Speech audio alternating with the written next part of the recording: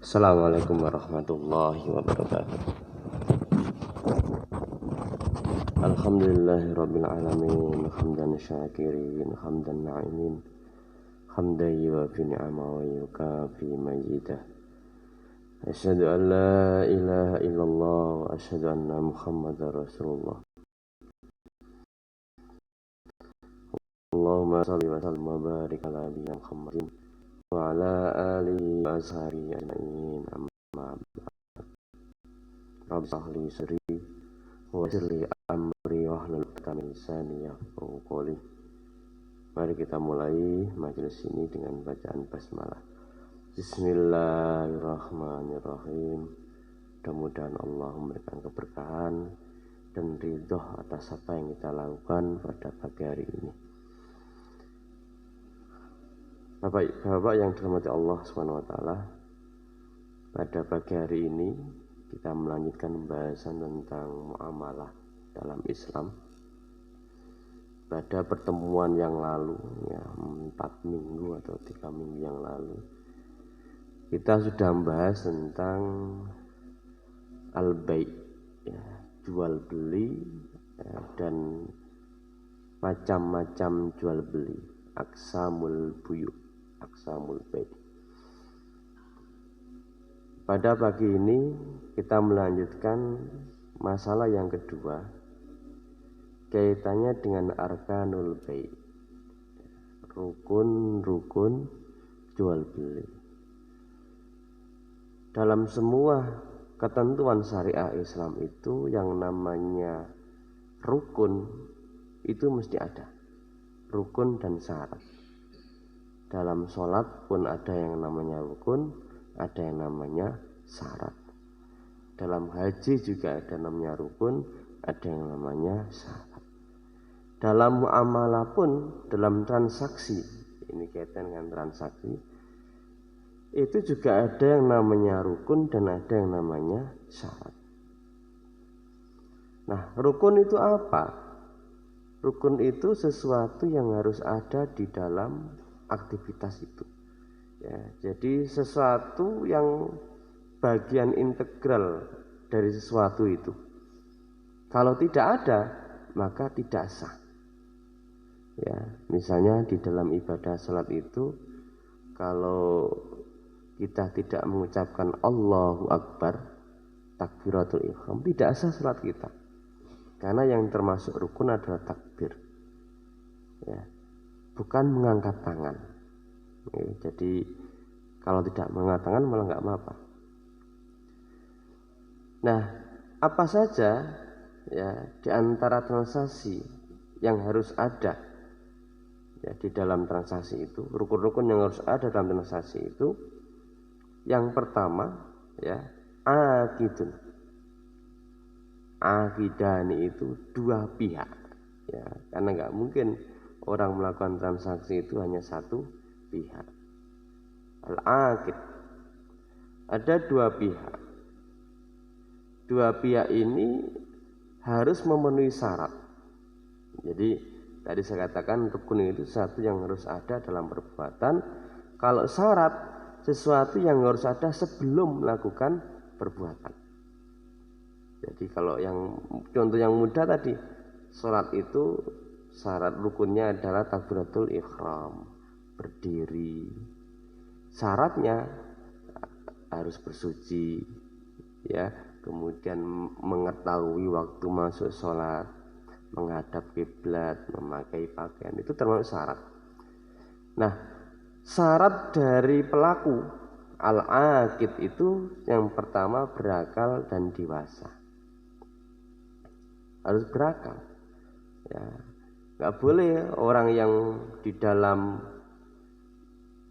dirinya ada kelainan, jadi kurang waras begitu, maka menjadi fasid akad itu,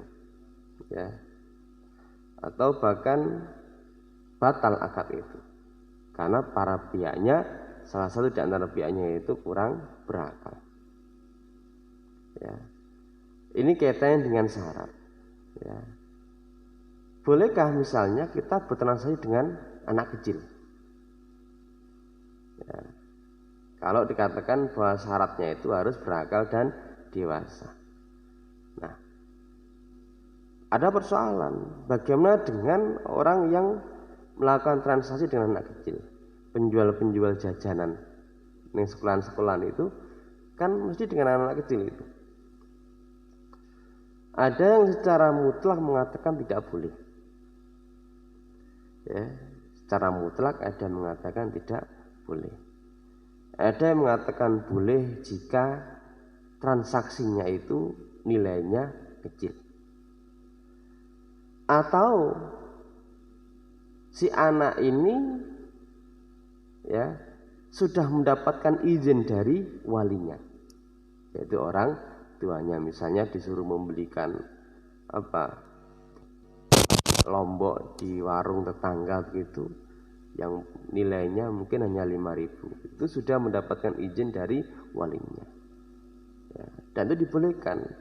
Ya, makanya kalau larangan itu larangan bersifat mutlak, maka kasihan itu para penjual yang berada di sekolah-sekolah dasar itu, pasti semuanya tidak sah. Ini yang pertama. Jadi al-aqid, akidani, ya, pelaku akad, dua pihak yang melakukan transaksi.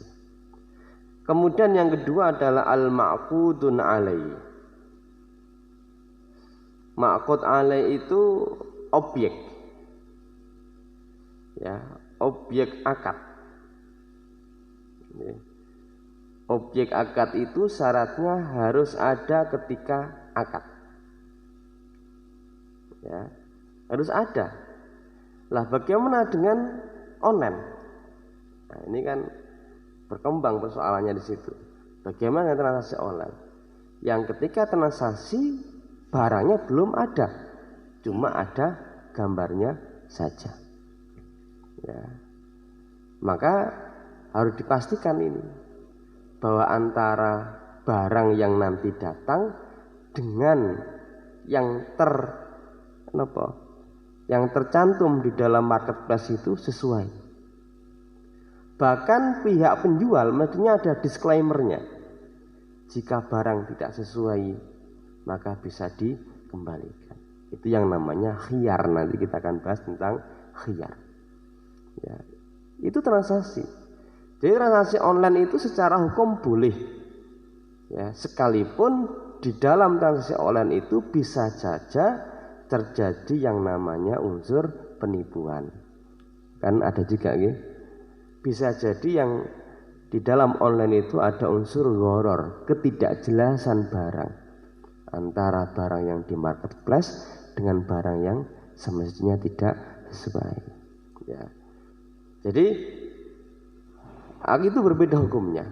Ya. Maka di dalam transaksi online itu sebenarnya yang terjadi adalah akad salam.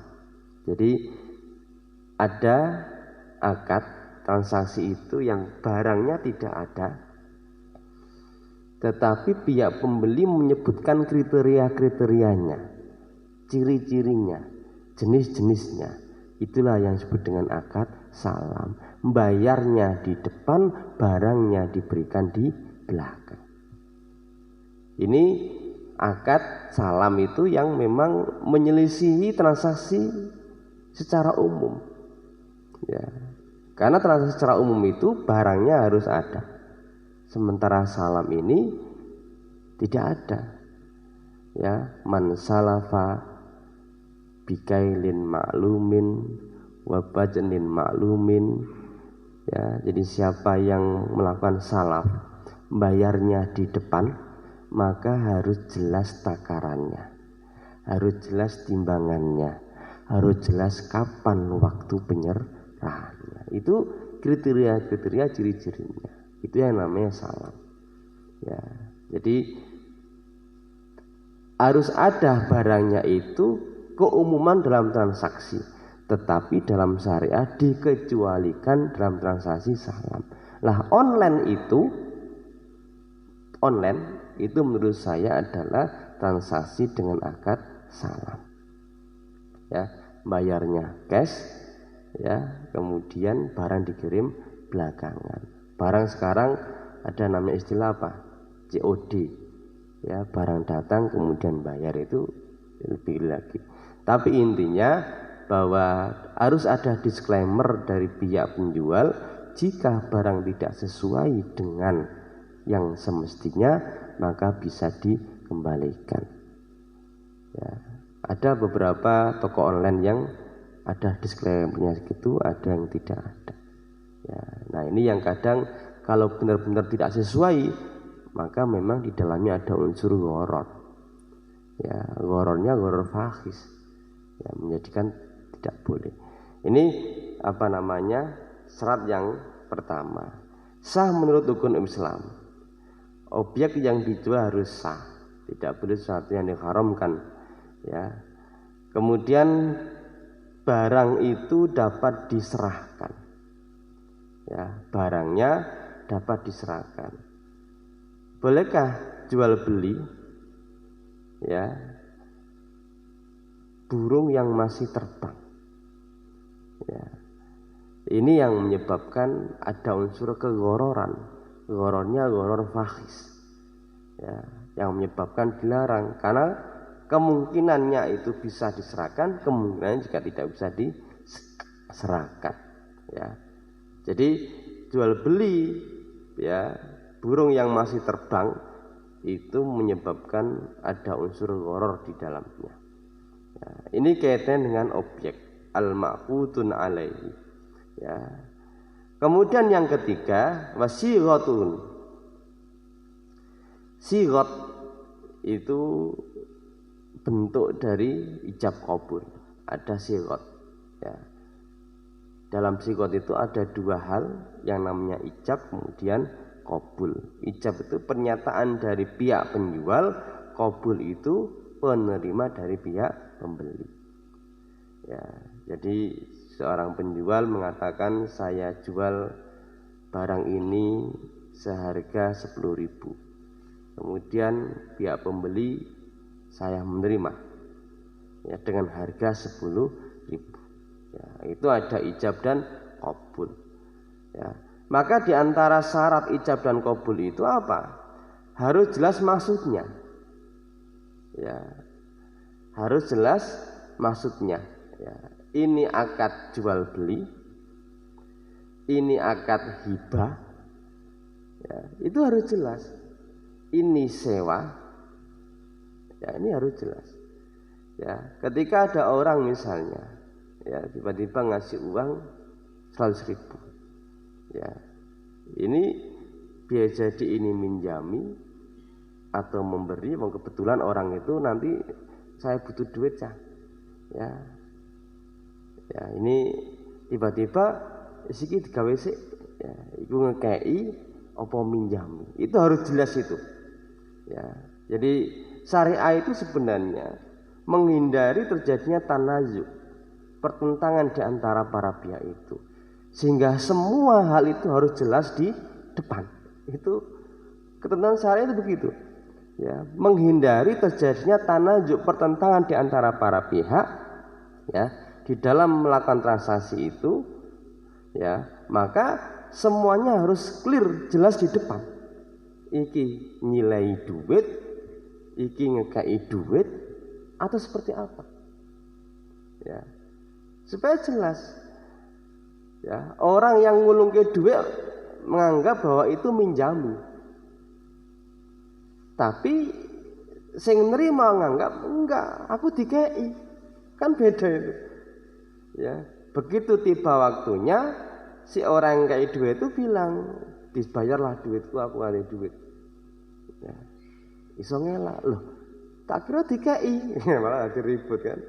Ya, ini kaitannya dengan harus jelas itu maksudnya apa.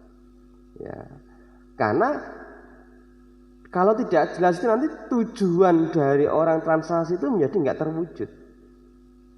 Kalau nggak jelas itu, karena di antara transaksi itu ada namanya nanti maudhu'ul aqdi, tujuannya harus jelas. Kemudian harus selaras antara ijab dan qabul. Ya, harus selaras antara ijab dan qabul. Ya, kalau misalnya di dalam transaksinya itu adalah, ya, hibah, Ya kalau hibah itu maka seluruh turunannya menjanjikan hibah. Ya, hibah itu kan berarti begitu diberikan langsung dimiliki. Itu yang namanya hibah. Enggak ada imbalan sedikit pun. Itu namanya zakat hibah. Ya. Atau misalnya ijabnya mengatakan saya menjual ini seharga 100.000. Tapi qabulnya mengatakan saya terima dengan harga 50.000. Itu nggak selaras. Jadi kalau selaras itu antara ijab dan qabul itu ketemu. Penjual mengatakan 100.000, begitu penerimanya ya harus mengatakan saya terima dengan harga 100.000. Nah, itu harus selaras. Kemudian yang ketiga harus menyambung. Nah, menyambung ini ya ada satu waktu dan satu majelis. Ya, satu waktu dan satu majelis. Misalnya bersamaan transaksi jual beli, ya, dalam satu waktu dan satu majelis itu menyambung.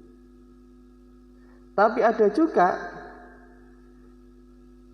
satu waktu tapi tidak satu majelis. Misalnya penjualnya di Madukoro sini, tapi pembelinya ada di Jogja. Hanya bayi pun saja. Sawoten niku. Itu nanti berkembang termasuk dengan akad nikah pakai niku loh. Ya, Zoom misalnya. Sawoten niku. Satu waktu tapi tidak satu majelis. Sawoten nikah dengan sekarang kan lagi tren niku nggih. Wong ngene Wonosobo sing lanang ning Malaysia, wong lagi dadi tekan kerja. Ya. Jadi keduanya dibolehkan. Ya, bahkan Gus Dur Allah yarham, ketika menikah itu Gus Dur itu masih di Mesir. Ya, yang mewakili itu pamannya. Ya, Yusuf Hasyim Allah yarham juga. Jadi ceritanya itu ini saya baca satu buku itu, wong pada heran, wis tua ya. Lah yang menghadap itu adalah pamannya. Sementara Gus Dur masih di Mesir pada saat itu. Zaman segitu itu sudah ada. Ya, nikah apa? Sekarang dulu itu mungkin nggak pakai video call apa? Klik apa namanya nggak tahu saya pakai apa itu. Tapi intinya bahwa itu sah. Ya, apalagi sekarang video call bisa ya ketemu. Si hakim mengatakan betul itu orangnya, ya kan itu menunjukkan ya layar lebar betul apakah itu orangnya. Ya jangan sampai kemudian salah kan gitu ya. Jadi harus dipastikan. Ya, jadi harus menyambung itu bisa satu majelis satu waktu atau tidak satu majelis tapi satu waktu. Ya. Ini juga sama-sama dibolehkan di dalam transaksi apa namanya ijab qabulnya. Kemudian bentuk-bentuk sigot itu, bentuk-bentuk akad itu ada yang namanya bil lisan, ya, dengan ucapan. Ya, saya pinjam uang 500.000, kemudian diberikan uang saya. Maka itu sah, hanya bilisan saja. Ya, Mas Rena saya pinjam uang 500.000, kemudian Mas Rena ngasih ke saya. Itu sudah sah, bilisan. Tetapi lemah dari sisi kekuatan hukumnya. Karena bisa jadi ketika Mas Rena itu nagih saya bisa ngelak. Kapan? Ini bukti ini. Karena yang meminta itu harus menunjukkan bukti. Yang menuduh itu harus menunjukkan bukti-bukti bahwa saya itu melakukan satu perbuatan. Kalau tidak ada bukti, kembali kepada kaidah al-aslu adam, dianggap tidak pernah terjadi apapun. Nah, jadi bilisan itu boleh sah, tetapi ada sisi kelemahannya. Ya, ada sisi kelemahannya. Ya nek nilainya mau 100.000 mungkin nggak ada masalah ya. Tapi kalau nilainya sudah jutaan, puluhan juta itu beresiko bagi pemilik dananya. Ya, itu bil lisan, tapi sah hukumnya. Kenyataannya ketika kita membeli barang ning pasar-pasar itu kan hanya bil lisan saja. Ya. Kemudian yang kedua ada namanya bil isyarat. Bentuk sigot itu dengan isyarat. Ini khususnya bagi orang yang nggak bisa bicara. Ya, ini juga sah. Kemudian bil mu'attah. Bil mu'attah itu dengan perbuatan. Jadi misalnya kalau jenengan bapak-bapak sekalian membeli barang di toko-toko modern itu kan biasanya di bawahnya tertulis misalnya sabun apa harganya 10.000 itu. Kemudian kita mengambil, kita datang ke kasir. Kita ngambil datang itu sudah memberikan persetujuan dan itu sah. Itu namanya bil mu'attah, dengan perbuatan. Sah hukumnya. Cuma terkadang tidak sesuai antara yang tercatat di raknya itu dengan yang ada di kasir. Kita ngambil murah iki 10.000, ternyata ning kasir dadi 20.000. Begitu ditanya, loh kok beda? Yang di rak itu belum diganti. Itu yang jadi seringkali ada rame itu di situ itu. Ya. Jadi bil mu'attah dengan perbuatan. Ya, itu sah hukumnya. Nah, yang keempat bil kitabah. Sigotnya itu dengan ditulis. Ya, dan ini perintah dari Allah Subhanahu wa taala. Ya ayyuhalladzina amanu idza tadayantum bidin ila ajalin musamma faktubu. Catat. Ya, Al-Baqarah ayat yang paling panjang itu. Catat itu. Ya, itu perintahnya sebenarnya. Kenapa? Karena di dalam transaksi para pihak itu potensi untuk terjadinya pelanggaran itu sudah diisyaratkan oleh Allah Subhanahu wa taala. Sudah disyaratkan.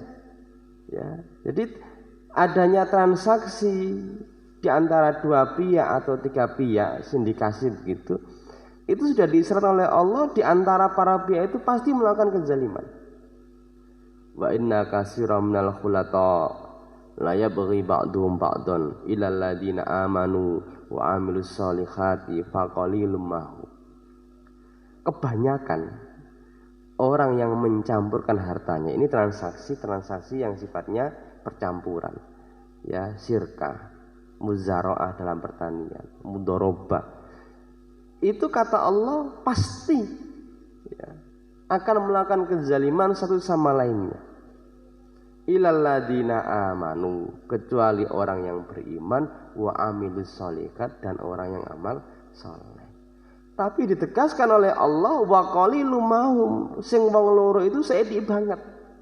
Sing gelem jujur itu sedikit sekali. Makanya di dalam ketentuan syariah setiap transaksi yang melibatkan para pihak itu hendaknya dicatat dengan baik. Apalagi kalau kemudian dinotarilkan di notaris, ono gambar Garuda itu sudah ada ketetapan hukum, ada konsekuensi hukumnya itu. Jadi bentuk akad bil kitabah ini jauh lebih kuat dari bentuk-bentuk yang lainnya. Jika terjadi para pihaknya itu melakukan prestasi atas transaksi yang sudah dibuat, itu bisa dituntut di pengadilan. Ini bentuk-bentuk transaksi. Kemudian yang keempat, di antara komponen atau rukun akad itu adalah al-maudu'ul aqdi. Ya. Tujuan dari akad. Tujuan akad itu berbeda-beda. Kalau jual beli, tujuannya apa? Memiliki barang. Ya, jual beli itu tujuannya adalah memiliki barang, sehingga harus ada objek yang benar-benar kita miliki, dimiliki oleh si penjual kemudian dijual. Ya, karena tujuannya adalah memiliki. Ya. Sewa, ijarah itu tujuannya adalah mengambil manfaat dari barang, tidak memiliki. Ya, itu hukum dasarnya. hanya mengambil manfaat. Ya, berkembang masalahnya, bolehkah sewa? Yang diambil sewa pohon, yang diambil buahnya. Loh, kesana berkembangnya nanti. Jadi sewa itu asalnya adalah mengambil manfaat dari barang, nggak boleh berkurang sedikit pun dari barang asalnya itu. Lalu muncul pertanyaan, dan itu terjadi, bolehkah sewa pohon, misalnya sewa pohon duren, nanti akan diambil buahnya. Loh, kalau itu dianggap sewa, mesti mengambil sisi dari apa? Ya ada yang di dalam unsur intrinsik di dalam pohon itu sendiri, sehingga menyalahi hukum dasar dari sewa. Tetapi dalam satu ayat dikatakan dibolehkan seorang itu, ya ini kisah tentang seorang perempuan yang ketika ia punya anak dan gak keluar air susunya, lalu kemudian boleh ia meminta kepada perempuan lain untuk menyusukan anaknya dan boleh dikasih ujroh. Kan hampir sama itu, ya kan? Hilang nggak unsur? Ya, ada satu yang diambil. Ya, ini yang membolehkan tentang sewa pohon diambil buahnya itu, tapi juga ada nggak membolehkan kan dikembalikan kepada hukum dasar sewa. Sewa itu nggak boleh mengambil sesuatu pun yang ada di dalam objek sewa itu. Tapi juga ada yang membolehkan, ya dengan tadi. Jadi seorang yang punya anak kemudian disusukan kepada orang perempuan yang lain, maka boleh perempuan yang menyusukan itu diberikan upah. Berarti kan ada satu yang diambil, ya apa, air susunya. Ya, sama dengan pohon tadi itu.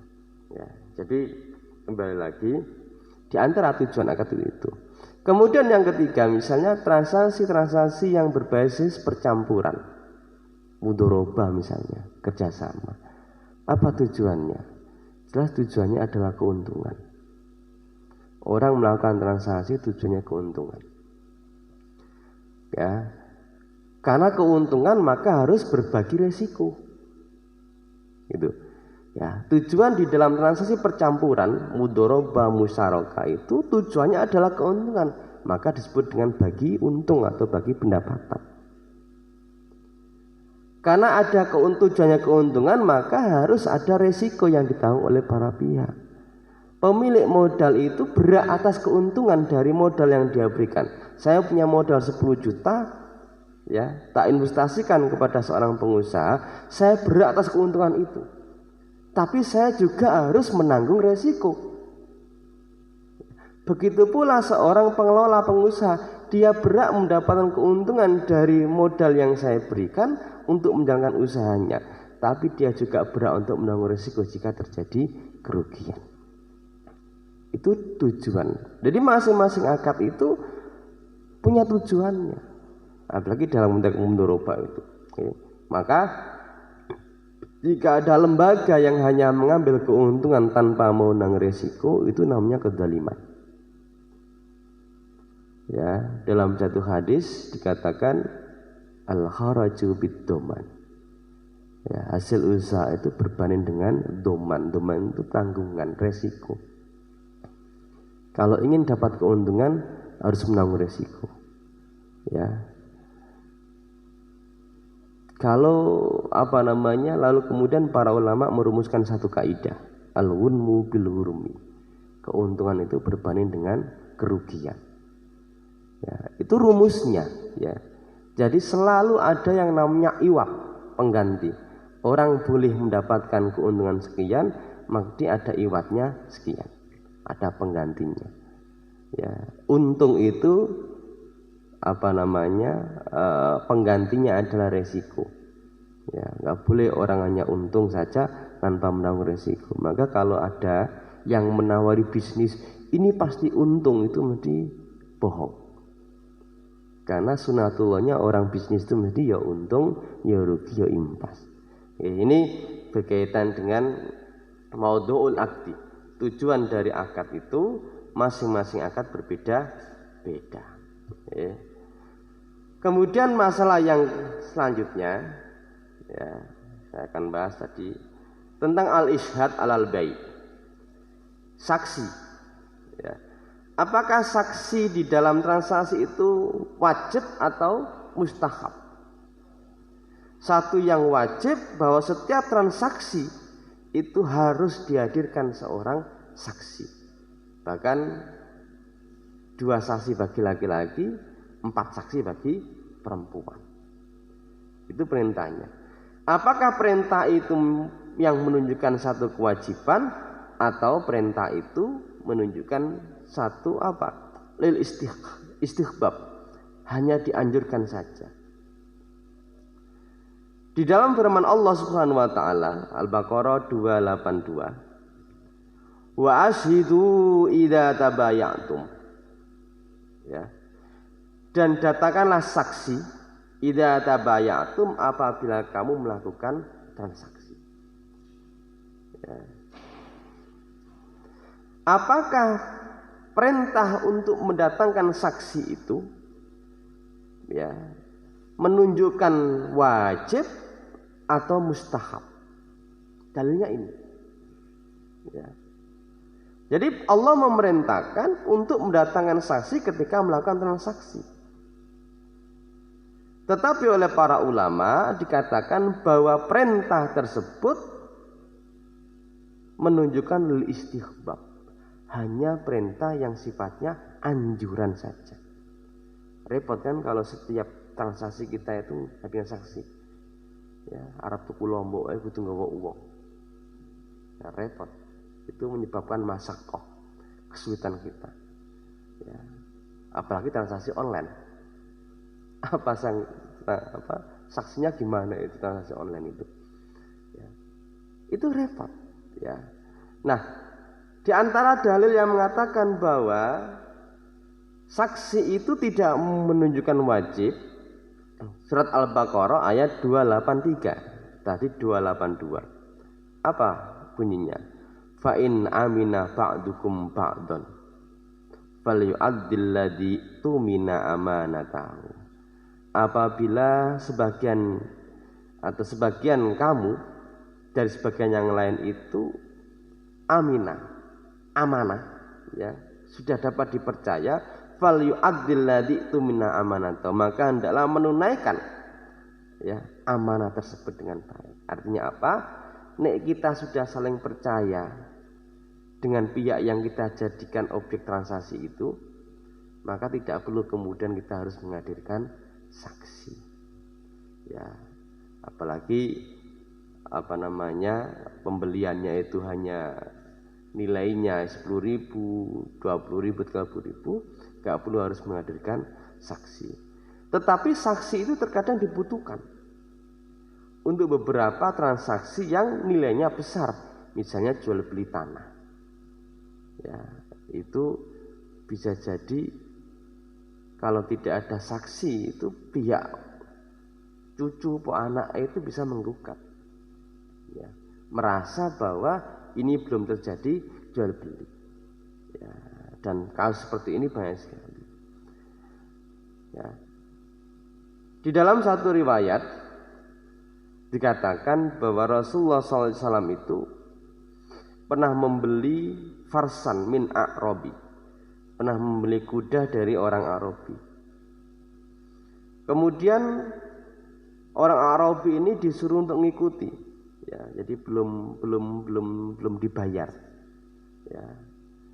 Jadi disuruh mengikuti Nabi naik kuda, Arabi juga naik kuda. Tetapi Nabi itu ketika naik kuda itu sangat kencang, sehingga orang Arab ini tergopoh-gopoh. Lalu kemudian ada orang yang melihat kuda ini dan menawar, ya, dan menawarkan, ya.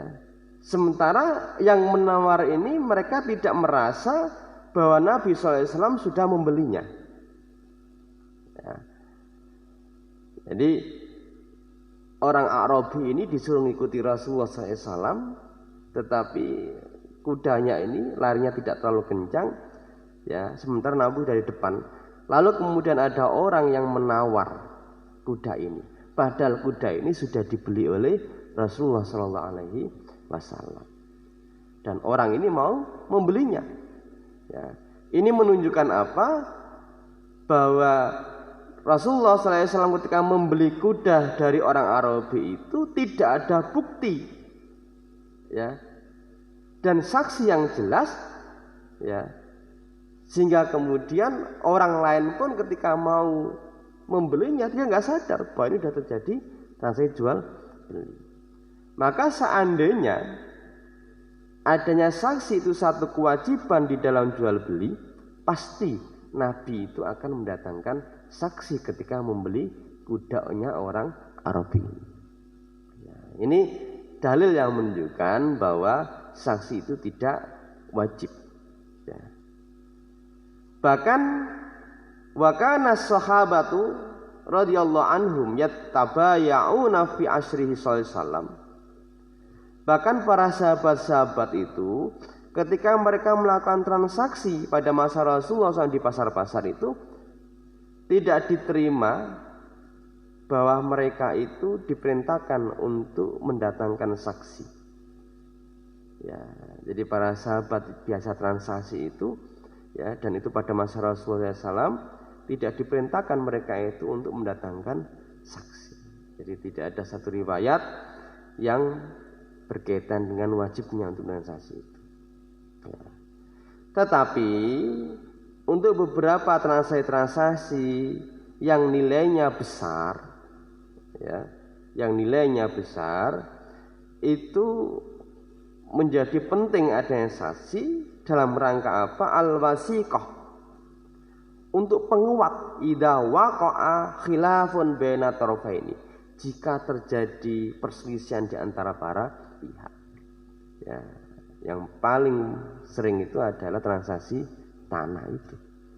Ya, jadi untuk transaksi yang memang membutuhkan saksi, ya, maka menjadi penting jika terjadi khilaf, terjadi perselisihan di antara dua pihak, ya, maka saksi ini harus didatangkan, dan saksi ini harus orang yang adil, harus orang yang jujur, mengatakan melihat bahwa dia itu melihat ada terjadi transaksi itu. Ya, jadi yang namanya saksi itu harus melihat, ya, termasuk dalam hal misalnya orang yang menuduh bahwa si zina itu benar-benar harus melihat sebagaimana timbo yang masuk ke sumur. Ya, itu kalau tidak bisa membuktikan itu namanya qadzaf, dia menuduh zina, dia yang kena jilid. Ya, ini agak repot kalau hudud di dalam jinayah dalam Islam itu tidak sesederhana itu. Ya, dia zina harus dirajam. Ya, saksinya mana? Bayangkan 4 mata, ya, 4 orang yang semuanya harus menyaksikan. Ya, nggak bisa kemudian dilihat dengan kriat-kriatnya bayang misalnya, oh dia berzina, belum tentu juga. Israel lagi pijet-pijetan. Karena digambar oleh Rasulullah harus seperti timbo yang masuk ke sumur. Ya piye? Nggak bisa lah itu. Dan dalam sejarah belum pernah ada. Tetapi ada seorang perempuan yang mengaku dia berzina. Itu saja dalam sejarah itu. Mengaku sebelum ini. Dan dia nggak menyebutkan dengan siapa. Kalau dia menyebutkan dengan siapa itu malah menuduh. Ya kan? Maka dia menyatakan saya berzina. Kemudian disuruh pulang. Ya karena lagi hamil. Begitu selesai hamil dirajam. Enggak menyebutkan ya Rasul saya itu berzina dengan si fulan. Bisa saja dia menuduh itu, si fulannya enggak ngaku. Mana buktinya? Dalam syariat itu setiap yang menuduh itu menunjukkan bukti. Ya kan? Dan agak repot. Bukti 4 orang melihat bersama-sama. Ya, itu enggak bisa itu.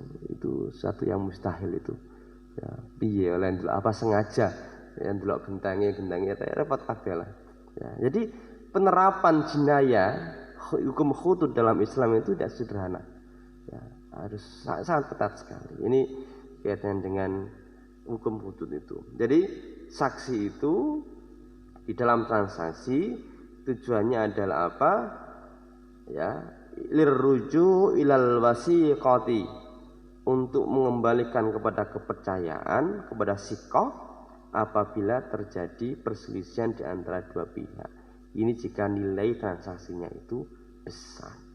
Ya, kalau transaksinya hanya 100.000, Ya, kita membeli barang-barang itu nggak perlu adanya saksi, dan itu bisa menyebabkan masakoh, adanya kesulitan kalau kemudian setiap transaksi itu harus ada saksi.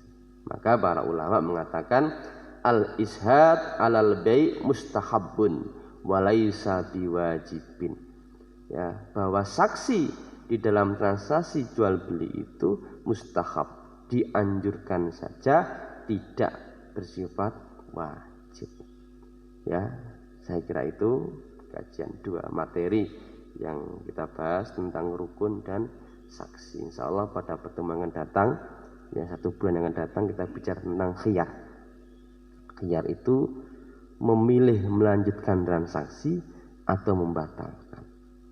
Ya, dan sekarang ini ya saya menemukan, ya misalnya misalnya Sabar, ya toko Sabar, toko buku itu selagi labelnya itu atau struknya itu nggak hilang, itu masih boleh ditukar jika ada kerusakan. Itu hanya dalam waktu 1 minggu. Ya, karena saya biasa tuh beli kitab itu, jadi kalau misalnya ada kerusakan di dalamnya kan kita nggak bisa melihat dibungkus kan. Tapi selagi struknya masih ada, belum dicoret, dinamai, kemudian ditemukan ada kesalahan, maka boleh ditukar. Itu namanya khiyar. Dan begitulah syariah itu seharusnya, ya kan? Jadi ini. Baik, ada yang mau ditanyakan? Monggo, Pak. Waalaikumsalam.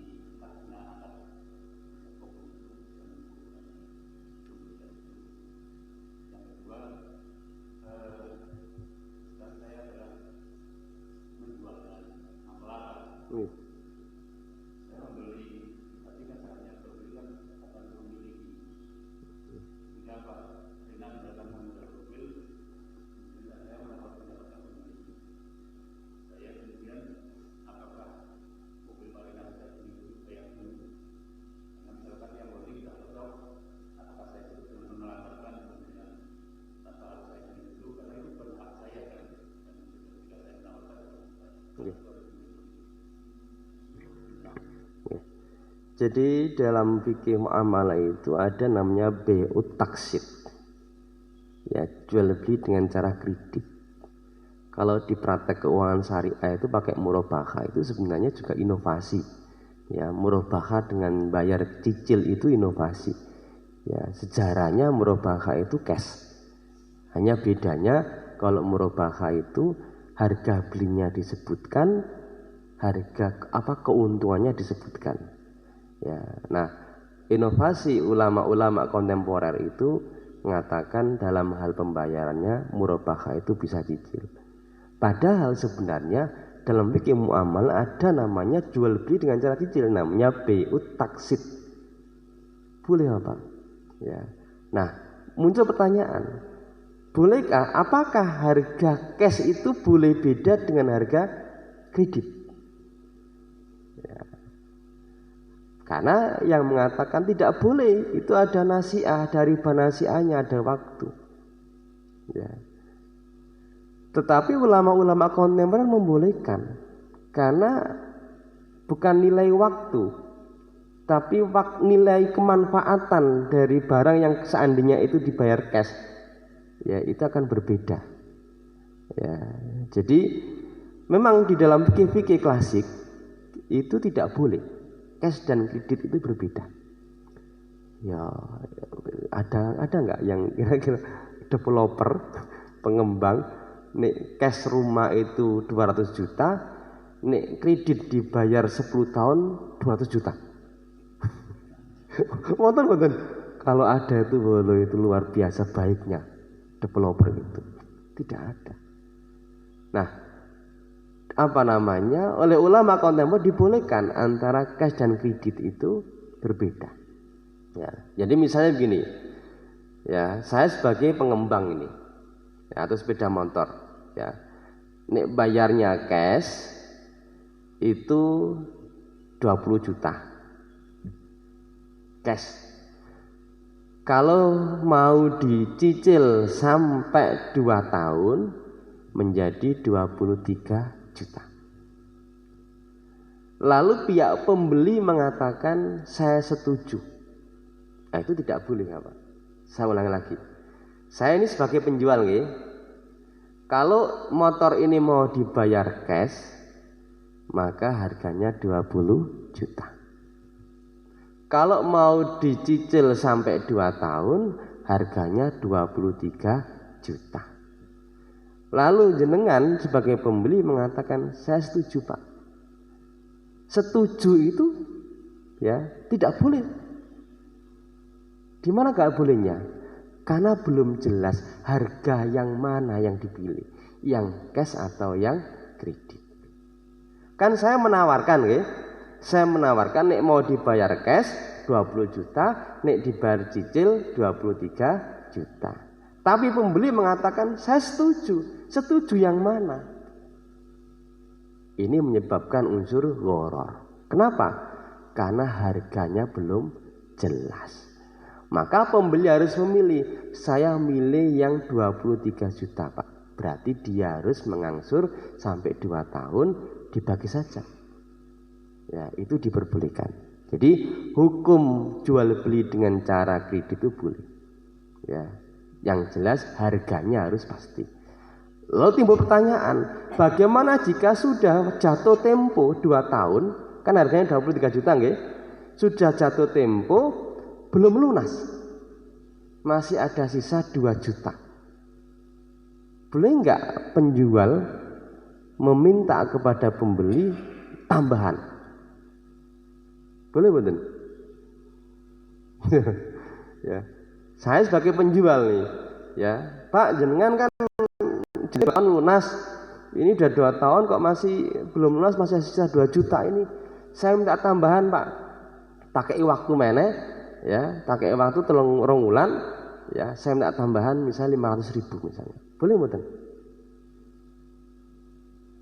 Asal mboten apa? Prakteknya piye? Prakteknya gimana? Harus. Ya.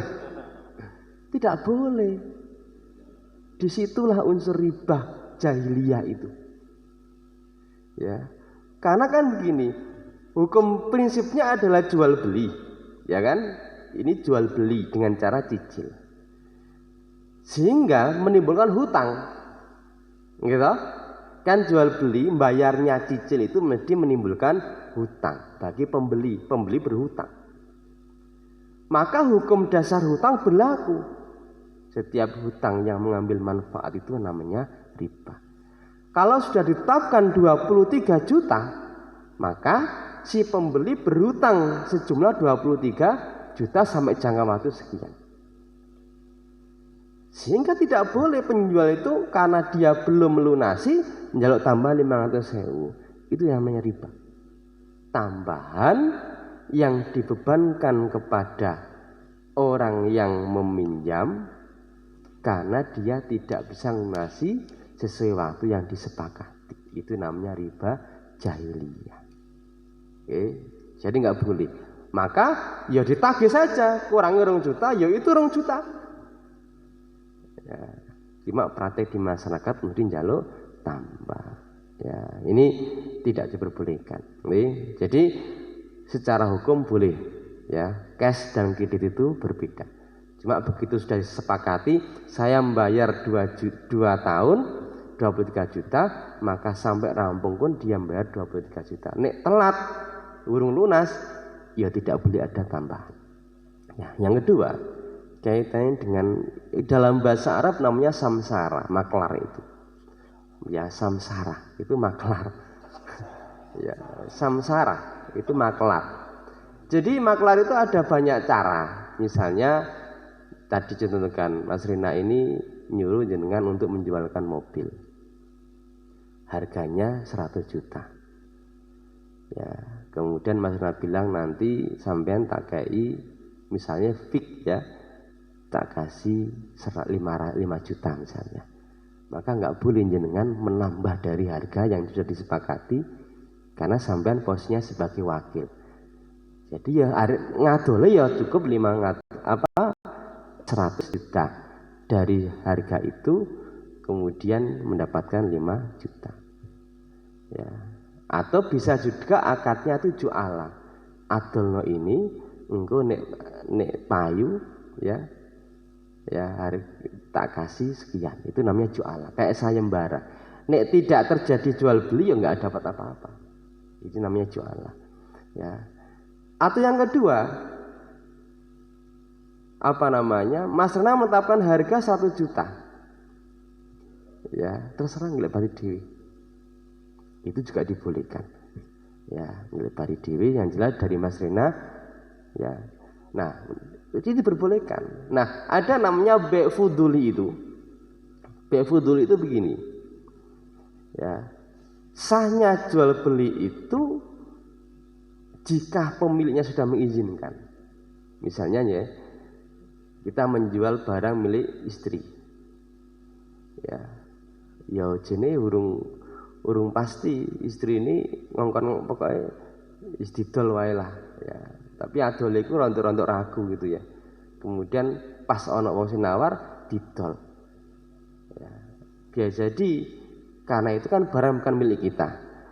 Ya, tapi sudah dijual. Nah, begitu istri mengizinkan maka sah jual beli itu. Ya, jadi posisinya sebagai wakil. Kan napa niku toko-toko itu kan sing napa? Sing layani kan bukan pemiliknya, tapi dia menjual. Karena diizinkan oleh pemiliknya. Jadi ini kaitan dengan model maklaran itu secara hukum diperbolehkan. Ya, ada beberapa mekanisme tadi itu. Gitu, ya Pak. Ada yang lain? Oke, satu lagi.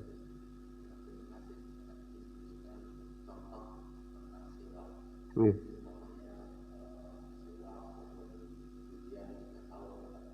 Oke.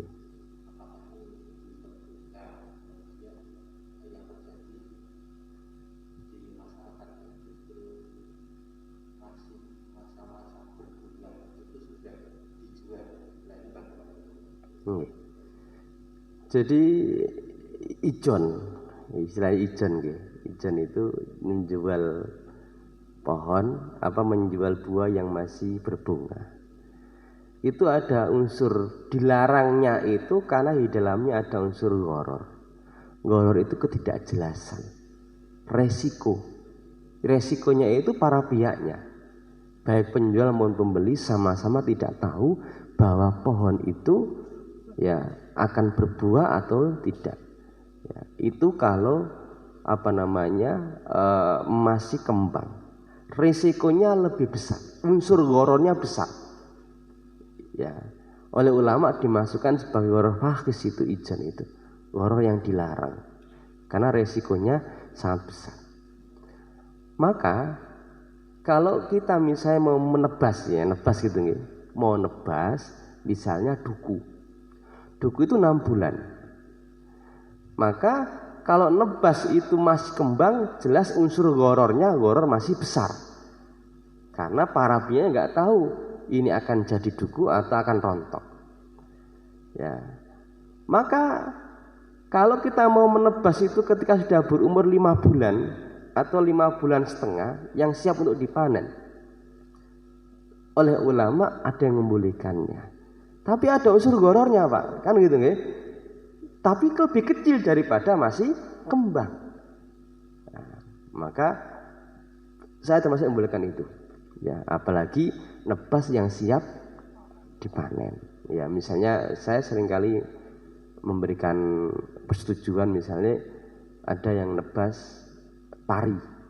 Ya, saya tanya, parinya hari ini kita biayai, besok dipanen atau tidak. Kalau harus menunggu sampai 1 bulan itu berisiko, isowai kena angin kemudian roboh. Ya. Jadi yang siap dipanen. Nah, itu unsur gharornya tetap ada, tetapi lebih kecil daripada yang masih kembang. Ini beberapa pilihan hukum. Jadi kalau yang masih kembang itu ijma mengatakan itu tidak boleh kan. Tapi kalau siap untuk dipanen, hampir sebagian itu membolehkan transaksi itu. Ya, ini tadi sama kaitannya dengan sewa pohon duren, ya, diambil duren ya kan, sewa pohon itu sebenarnya ya mestinya akadnya tidak sewa. Ya. Mestinya akadnya akad salam. Itu lebih tepat. Jadi misalnya Bapak ya punya pohon duren. Ya. Saya sebagai pembeli, Pak, saya bayar duren sekian ini ya dengan kriteria. Tadi saya katakan durennya, duren itu wonten ukurannya mboten? Ya, enggak ada nggih. Ya, beda-beda gitu ya. Jadi yang jelas kriterianya ini saya beli seharga 10 juta. Ya, sehingga kewajiban jenengan ke saya begitu panen memberikan duren yang saya minta itu. Nah, ini kalau menurut saya lebih tepatnya tidak sewa, tetapi membeli duren dengan kriteria barang diserahkan di belakang, uangnya dibayar cash. Kalau sewa kan menjadi kewajiban pihak penyewa yang ngerawat nih, padahal resikonya lebih besar. Ya. Nah ini kalau menurut saya yang paling tepat adalah akad salam. Ya, pembeli mengatakan saya membeli durenmu, ya dengan kriteria ini, nanti diserahkan pas panennya. Ya misalnya kalau hitungannya pakai timbangan ya ditimbang, pokoknya seanane misalnya dapat berapa kintal. Oke, jadi gitu, Bapak. Ya, jadi kalau misalnya tadi kaitannya dengan ijon, ya jelas itu ulama mengatakan itu haram karena di dalamnya ada unsur gharar yang besar. Tapi kalau siap panen ada ghararnya, tetapi lebih kecil. Bahkan misalnya gharar itu kan ada namanya gharar mutawasit, ada gharar fakhis, ada gharar yasir, ada gharar mutawasit. Gharar fakhis itu gharar yang besar. Tadi ijon itu ghararnya besar. Jual beli burung yang masih terbang itu ghararnya besar. Kita makan di warung itu ada unsur ghararnya. Ya, biasanya makan dulu atau bayar dulu? Makan dulu. Padahal harganya belum jelas. Dalam transaksi jual beli, harga itu harus sudah disepakati. Ya. Tapi karena ada urf, sudah menjadi kebiasaan, maka itu dibolehkan. Masuknya gharar yasir. Atau jenengan misalnya masuk ke toilet umum. Ya kan? Ada unsur ghararnya. Di mana ghararnya? Berapa lama jenengan masuk ke toilet itu? Bayarnya jelas Rp2.000 untuk buang air kecil, Rp5.000 buang air besar. Tapi berapa lama? Ya kan? Justru kalau dipastikan buang air kecil hanya 5 menit, ya, buang air besar 10 menit itu malah masako, ada kesulitan, ada unsur ghararnya. Tapi urfnya memang sudah begitu, ulama bolehkan. Nah, yang agak repot itu jual beli bangsa pendem-pendeman, Pak. Telo, ya, nebas telo, tapi saya dipendem, saya neng pendeman. Itu masuk gharar fakhis atau gharar yasir yang dibolehkan? Ada ulama memasukkan gharar yasir jika yang membeli orang yang ahli. Jadi iso ngerti, oh nggih, sing ahli lah. Nggih.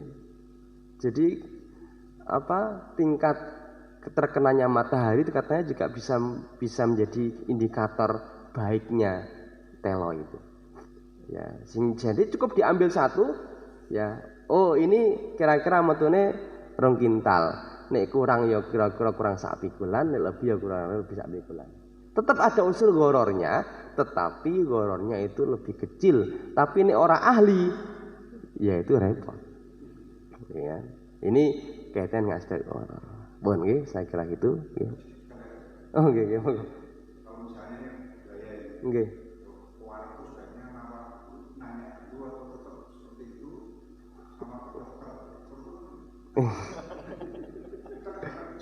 Iya.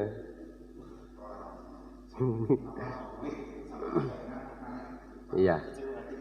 Uruf itu kan memang jadi kebiasaan, karena sudah kebiasaan. Misalnya kita makan ke warung yang tidak ada list harganya, itu kan biasanya apalagi ya bisa jadi makan dulu atau ngambil sendiri. Misalnya di warung Padang itu kan ngambil sendiri, makan dulu baru bayar. Ya, tetap ada unsur goronya. Kenapa? Harga di antara dari rukun objek itu memang harus harga disepakati. Kalau enggak iso ditutup kan gitu ya. Ya.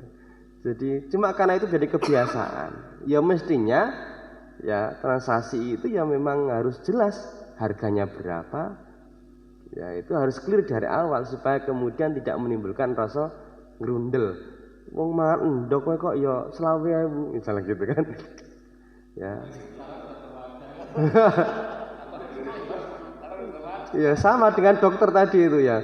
Wong ini bayarnya misalnya apa namanya, kalau presa saja itu mungkin 50.000 misal gitu ya, hanya tanya-tanya gitu ya. Ya jadi itu karena udah menjadi udah. Misalnya kalau tanya dulu ya menjadi piradok ya gitu gitu gitu ya. Tapi memang intinya tetap ada unsur gorornya, tetapi karena sudah menjadi kebiasaannya ya maka itu dimasukkan ke dalam goror yasir. Sama jenengan beli rumah yang sudah jadi itu kan nggak tahu pondasinya dari batu apa, besinya berapa. Nek jenengan mau memastikan kebenarannya itu ya kan malah menyulitkan.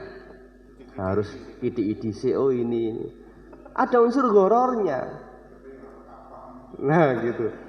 Tapi itu maksudnya dibolehkan ya gitu. Nggih. Wah, terakhir.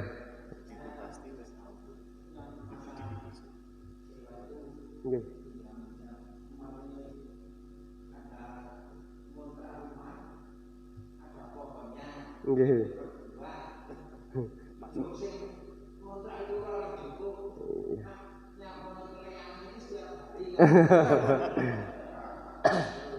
Nggih. Nggih.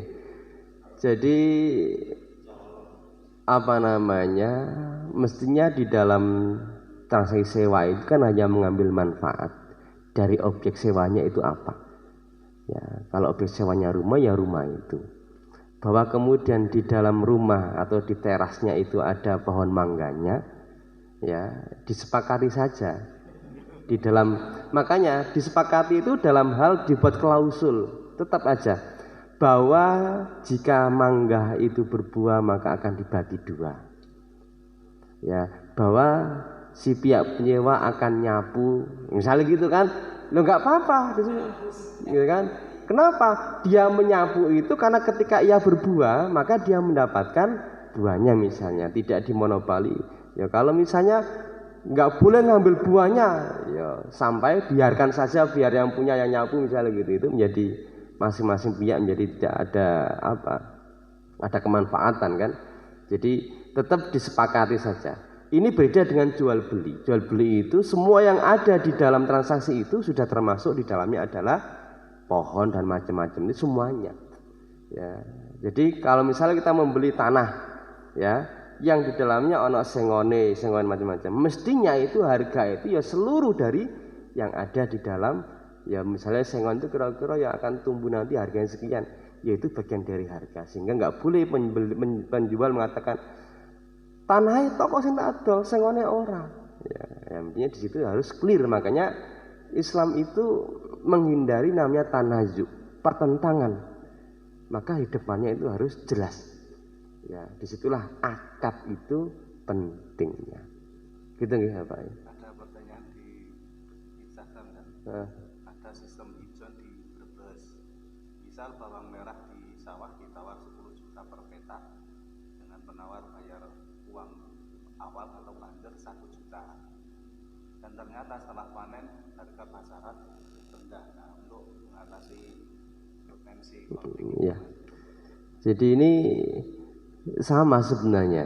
Ya, harusnya kalau transaksi yang kayak pertanian tadi itu, bawang itu mestinya juga salam itu lebih pas. Ya, jadi salam itu kriteria. Ya, misalnya saya membeli bawang merah dengan kriteria yang segini sejumlah sekian kintal, tak bayar ya, atau bayarnya itu ya mestinya kalau salam cash ya, tapi ada yang disebut satu lagi namanya istisna. Istisna tidak harus cash, tak bayar dulu di awal sekian, barang diserahkan di belakang, sehingga apapun kondisinya ya tetap saja pihak penjual itu nanti akan menyerahkan barang kepada saya sebagai pembeli. Ya, itu kalau pakai akad istisna, dan dibolehkan. Istisna itu sekarang berkembang tidak hanya manufacturing, tapi semua hal untuk yang bisa diproduksi itu kan bagian produksi itu dibolehkan. Ya, ini untuk menghindari para pihaknya saling tanazu itu. Jadi akad yang betul istisna itu. Ya, jadi tak bayar dulu separuh ya. Ya, pokoknya saya beli sekian kintal dengan kriteria ini, lalu kemudian barang diserahkan ketika pas panen sesuai dengan jumlah harga beli saya itu. Pokoknya dari awal disepakati, Arab harganya naik apa tidak, dari awal saya membeli dengan harga yang pada saat saya membeli itu, bahwa kemudian ketika panen kok harganya turun, ya itu sudah nggak ada tidak bisa dijadikan alasan. Bahkan ketika harganya naik ya sama saja kan, bisa yang rugi penjual atau pembelinya. Tapi harga itu harus sudah disepakati dari awal. Iya. Jadi ini dia menawar 10 juta, manjer 1 juta.